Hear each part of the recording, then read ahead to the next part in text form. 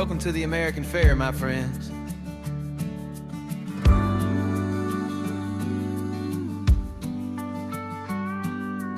Cotton candy in the afternoon, Ferris wheel spinning to a country tune, smell of popcorn and fresh cut hay. Celebrate the good old USA. Everyone is smiling hand in hand, finest muse in this blessed land.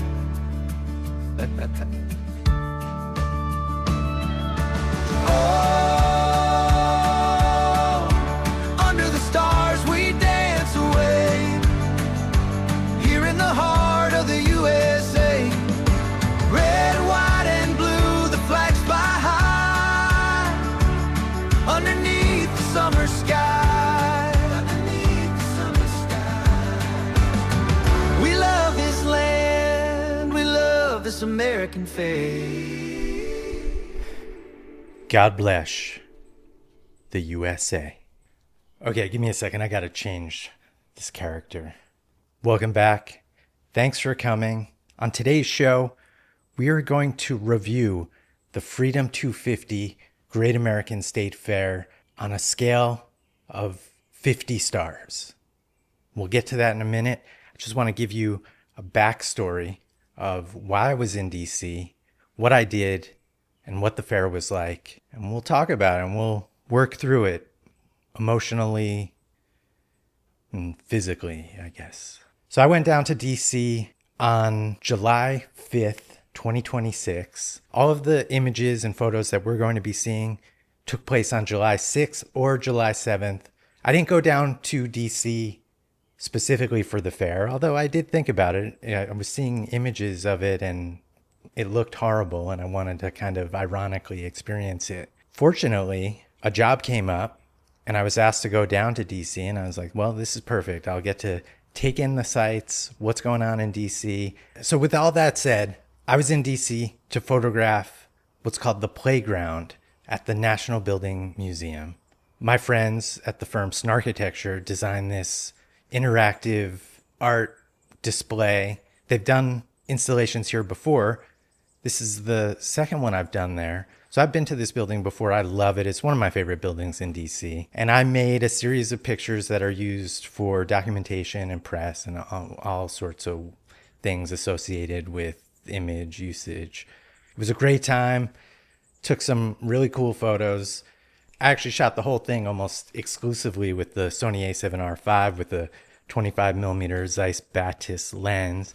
Of course, I had an assistant who was up in the balcony areas firing a Profoto B10 strobe to sort of emulate a daylight coming in through the windows. Shout out to Greg for the great assist. The light there naturally is pretty good, but I like to enhance it with artificial light. Really makes the photos pop, and I think it worked, and it's cool. Job well done. So after that job wrapped, I decided to take an extra day in DC to go check out what was going on. The first thing I did was walk down to the Capitol. I hadn't been there in a number of years. Just wanted to walk around, get a sense of the vibe. I'll tell you what the vibe was like. It was hot, it was disgusting, it was smelly. I was kind of tired from being outside within 10 minutes of leaving my hotel. It's really, DC in July and August is probably one of the worst places in the world in terms of weather. There's no reason anyone should be there, and to go visit it during this time really makes no sense unless you have to. That said, looking at the Capitol, just an incredible building. Then of course, across the street from that, the Supreme Court. I like to look at this building, think about all of the things that we could have had and that we never will. The next thing I needed to do was check out the Lincoln Memorial reflecting pool. It's been in the news lately. As we all know, for some reason, the president wanted to drain it and paint it blue. Doesn't make any sense. He spent all this money doing it, draining it, cleaning it, filling it up again, only for it to just become green. I needed to see it for myself. So I go down there, and first thing I do, of course, is go up to see the Lincoln Memorial, the sculpture of Abraham Lincoln, which I do think is one of the greatest, most monumental sculptures that exists anywhere in the world. It's really cool, and I highly recommend people visit it if they have a chance. Then you just turn around and you look, and there's the reflecting pool with the Washington Monument way in the background, which reflects off the reflecting pool. You walk down, and of course, they have it completely fenced off. Why? Well, they're saying people were vandalizing it. That's obviously bullshit. But, they're just going to do everything to ruin everything. And this is how it looks. It's green, and there's a fence around it, at least on July 7th. I think as of recording, they've since drained it again. Great. It seemed like people were scared to get too close to the fence. They didn't want to touch it. You might get arrested. I wasn't really scared. I went right up to the fence and I touched it. I didn't touch the water. I was never, even if the fence wasn't there, I wasn't going to get anywhere near that water. But there it is, a green reflecting pool. Only something a corrupt government could pull off so magnificently. So the next stop on my journey around DC was the National. I always like to go to the National. It's one of my favorite art galleries. Of course, we got the National Guard outside protecting it. Why? Well, I don't know. But they're everywhere to keep us safe, I presume. I go to the National to see one thing usually, and then I get surprised by everything else that I come across. But I love seeing Hancock, this rooster sculpture by Katharina Fritzsch.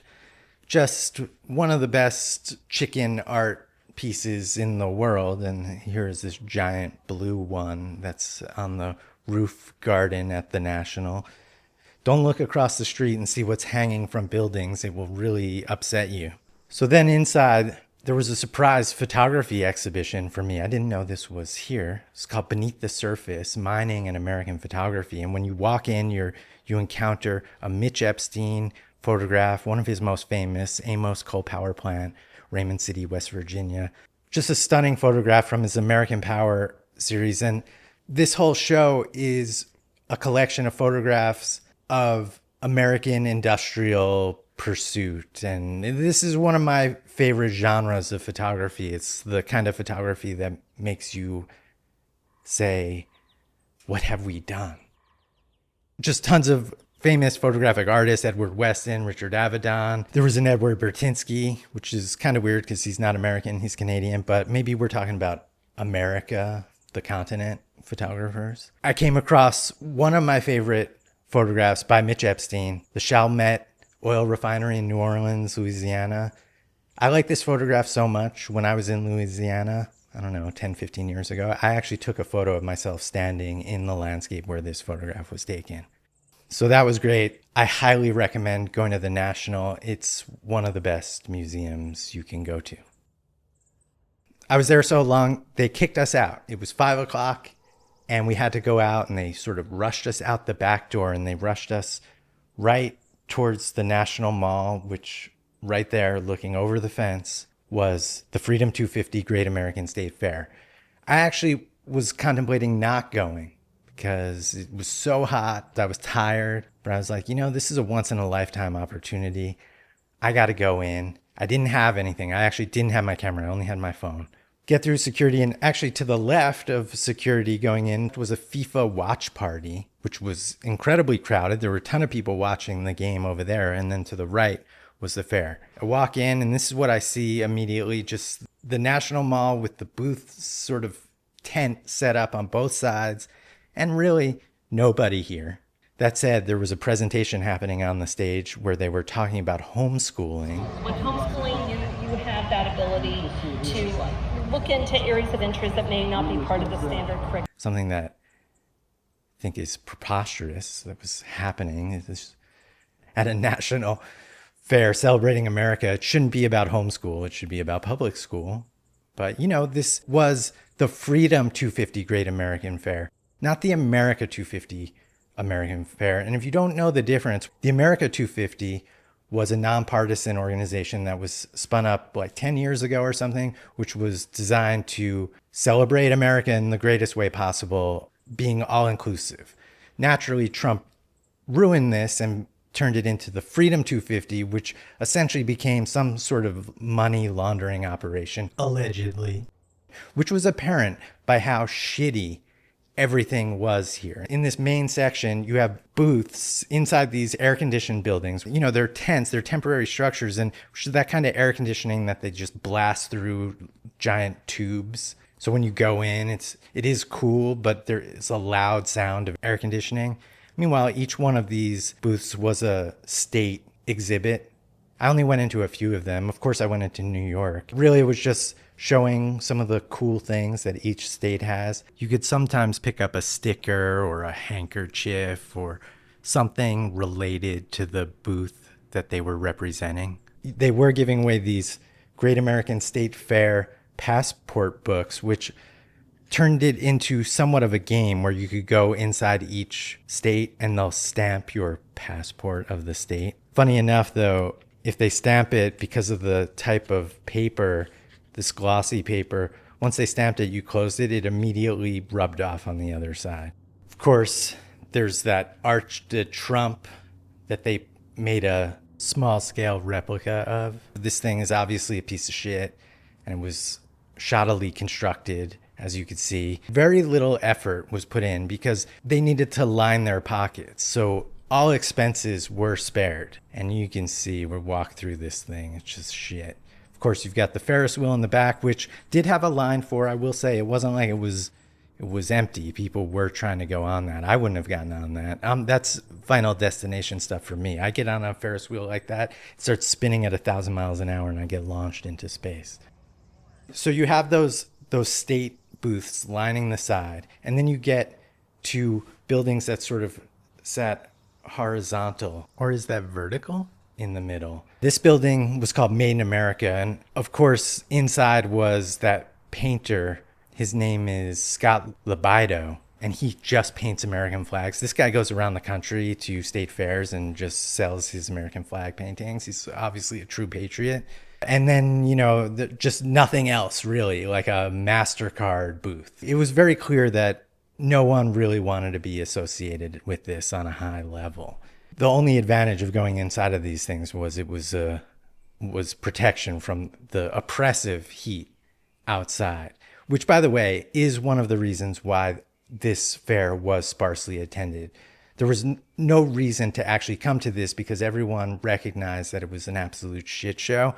The only people I think came there were the hardcore sort of MAGA Trump fans, and then people who just so happened to be visiting, a lot of foreign tourists who just were visiting from wherever they came from to see America, and DC's a stop on that trip, and hey, this fair is happening, let's go walk around it. I think there were a lot of people who were there who the politics meant nothing. They just happened to be in DC at this moment.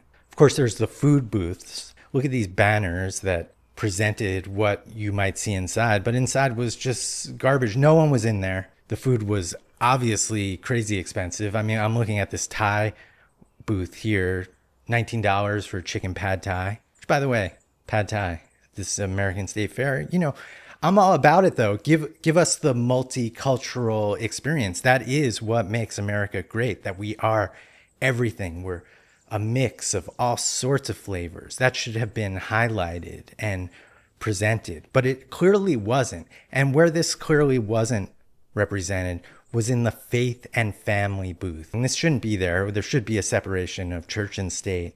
Of course, the faith and family building had some of the creepiest shit imaginable. The Great Awakening, whatever the fuck that is.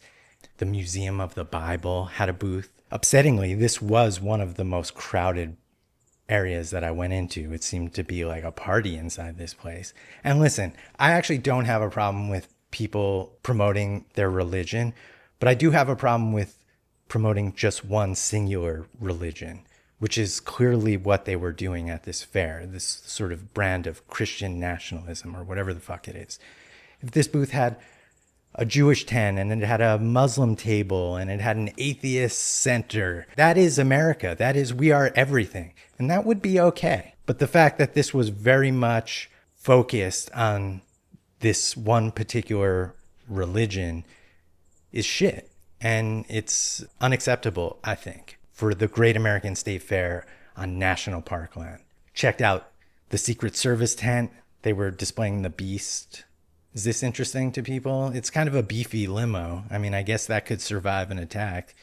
That's cool, I guess. No one else was interested. Walked out to the back to where there was a big stage right before you would get to the Washington Monument. And some guy came out on stage, and I couldn't believe it because there was literally no one in the field. And he started talking. And I represent a company called 2A, and we want to include the audience and community in everything we do. So we hope you will join us for a quick 10-minute trivia game to test your U.S. trivia knowledge. There's going to be a trivia game. I'm going to turn it over to my colleague, Megan McCain, who is going to host the game. I thought Megan McCain was going to come out and talk to an empty field. Hope you enjoy it, and will join us for another game soon. Thank you. Thank you.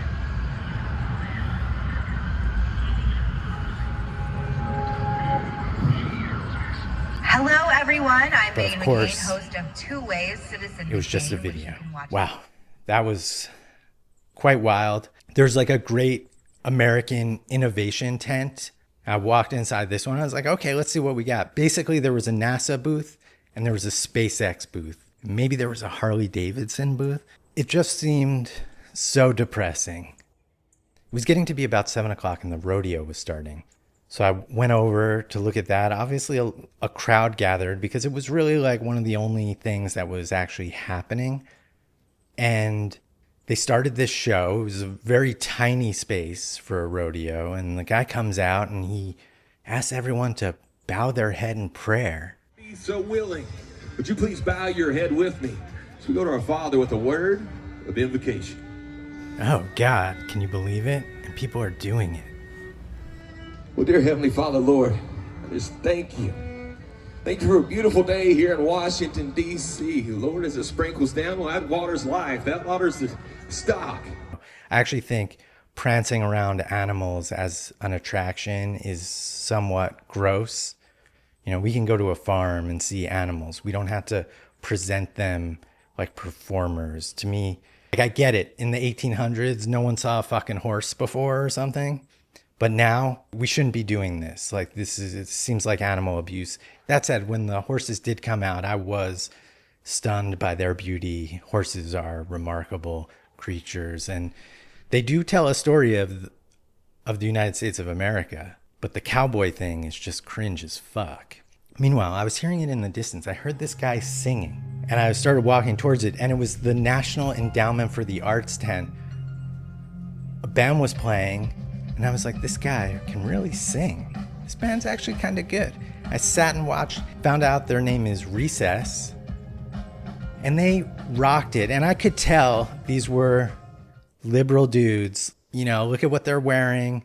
The music was great. I guess you could describe their music as orchestral synth pop. Maybe I saw one or two other people who were sitting and watching, but good for these guys to perform as if there were 5,000 people watching them.